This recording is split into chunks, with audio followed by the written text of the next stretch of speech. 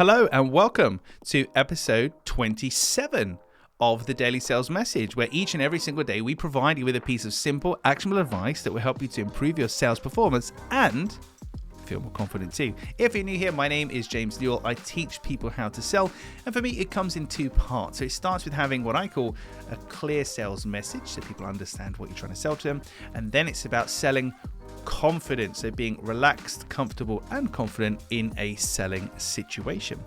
Today on episode 27 of the Daily Sales Message, we're talking about the scope of your offering. The scope of your offering. And what do I mean by this? Well, the scope of your offering is giving people the basic information about how you operate.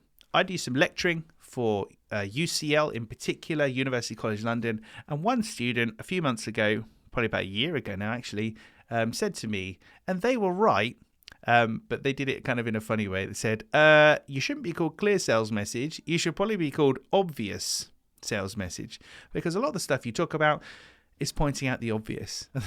Okay, smarty pants, you're probably right, but I'm called clear sales message, so I have to stick with that. But the scope of your offering, this is obvious sales message territory. So this is saying, we work with these problems from smallest to biggest, these types of buyer from smallest to biggest. We work in this geographical location, this price band, whatever. But it's talking about the smallest to biggest, the scope of your offering. What do you do? What don't you do? Who do you work with? Who don't you work with? Give us some kind of a range, some kind of a scope, because for me as a buyer, it allows me to understand whether or not I can work with you. And there's a great example that I always use here. If I was an IFA, an independent financial advisor, I'm not, but if I was, and I was offering financial advice to help you make more of your money, etc., what's the minimum amount of money you think you have to invest with me? Have a think for a second. I'm not even going to suggest any numbers because I don't want to have any hand in kind of tricking you here. But what's the minimum amount of money you need in the bank for me to work with you if I was an IFA, an independent financial advisor? Think about that number. Okay, now I'm going to tell you some numbers. So hopefully you've thought of your number. Often I get suggestions when I do this, when I talk to people, anything from 5,000 to 50,000 to $250,000 to all sorts of stuff. The real number, technically, is £1. Or £100. It's a small amount. The reason being, an IFA, an independent financial advisor, is there to help you make better decisions about your money and to make your money grow. You don't necessarily have to have lots of money to begin with. Obviously, it helps. But for some of them, they might say, look, if you can invest £50 a month over the next blah years, we can help you do blah, blah, blah. So for that person, it's £50 a month is the minimum. The point here is, if I'm an IFA and I can help you from £50 a month, if I don't tell you that, and in your mind you're thinking 50 grand or $250,000 or whatever, you're not even going to talk to me because you're going to be a bit embarrassed because you don't have enough money. And I'm going to be annoyed because nobody seems to be buying from me. So it's up to me as the IFA, if I was an IFA of course, to say, look, I can work with you from as little as £50 a month up to millions of pounds a day or whatever. But that's where we start, £50 a month.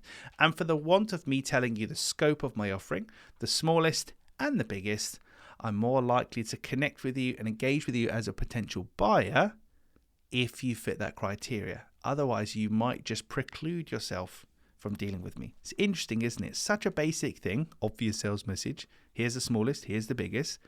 But if we don't do it, people generally make assumptions and guesses. And if they get it wrong, the only loser is you.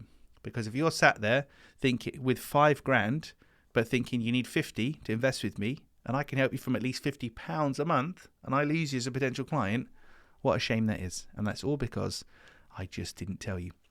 So think about that today. Obvious sales message. What's the scope of your offering, smallest to biggest, in terms of who you work with, where you work, the money you charge, the problems you solve, etc. There's loads of different factors that you can consider. Start to put those into your messaging and your communications and watch how people then connect with you and ask more questions because they realize, oh my God, actually, you could help me. Well, that's it for this episode of the Daily Sales Message, episode number 27. Tomorrow in episode number 28, we are talking about time.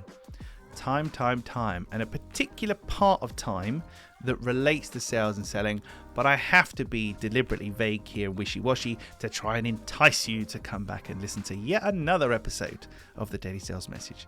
Thank you for listening. If you aren't already subscribed, please hit that button. Would appreciate that. And I'll see you tomorrow when we're talking about time.